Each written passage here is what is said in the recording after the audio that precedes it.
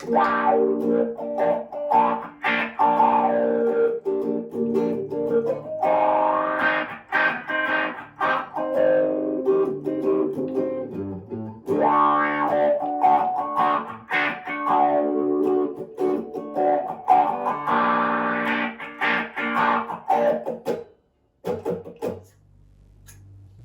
you enjoyed my little intro jam there. Today, we're going to be talking about the Donner Vowel. Volume and wah. Let's get in there close. Huh? It's a pretty straightforward thing. It's volume and wah, which, as Josh from JHS puts it, does a little bit of a weird thing with the sweep, because it has to go all the way off and all the way on because it's a volume pedal. So you can really get way too deep in the wah. It still sounds good, it just doesn't feel as right. Other than that, it's a plastic box, but I haven't ran into any problems with it breaking or anything. I'm pretty easy on it, and I've had it for something like a year, I'm not sure. I got it for the size factor to put on my board instead of having to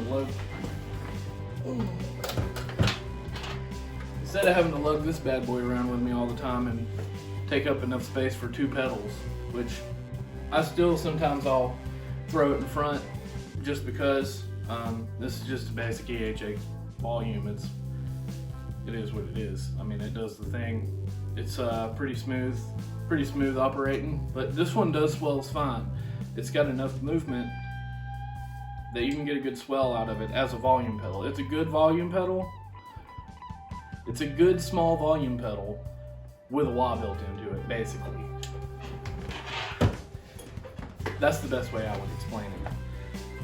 The wah sounds good, as you probably heard, but you have to be careful not to drown yourself out by dropping too low.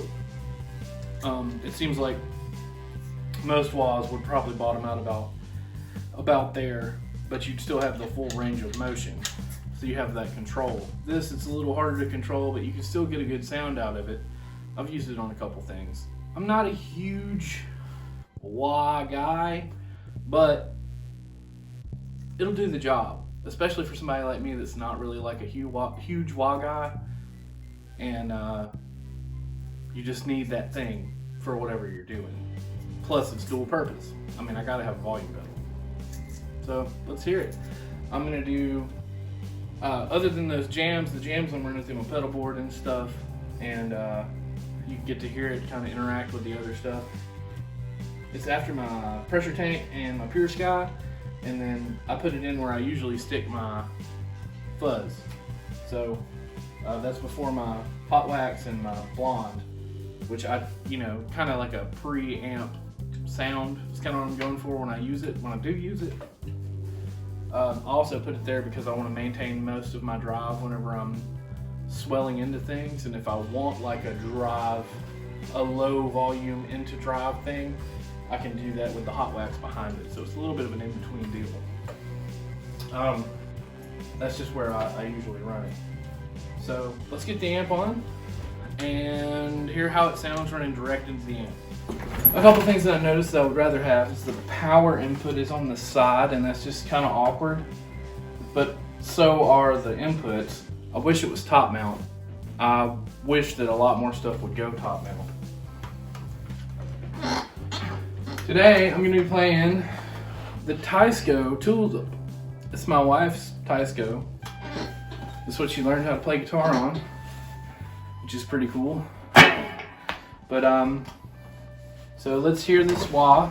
First, let's do the volume sweep, demo style. This is my clean tone. I have like just a touch of reverb from the amp, nothing big. Here's the volume sweep. What? No, that's wah. Anyway, here's my clean tone.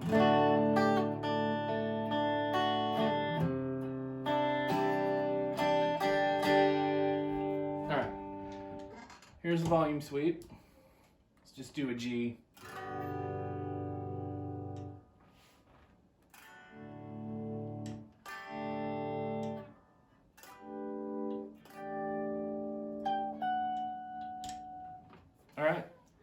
So let's hear that wah.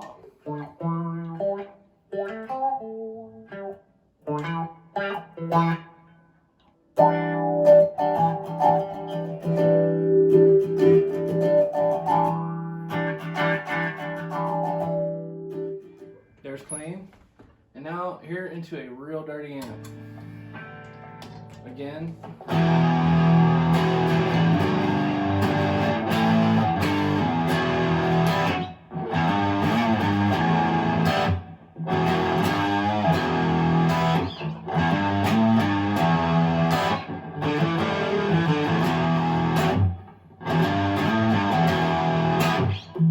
Okay, now here's with the wah.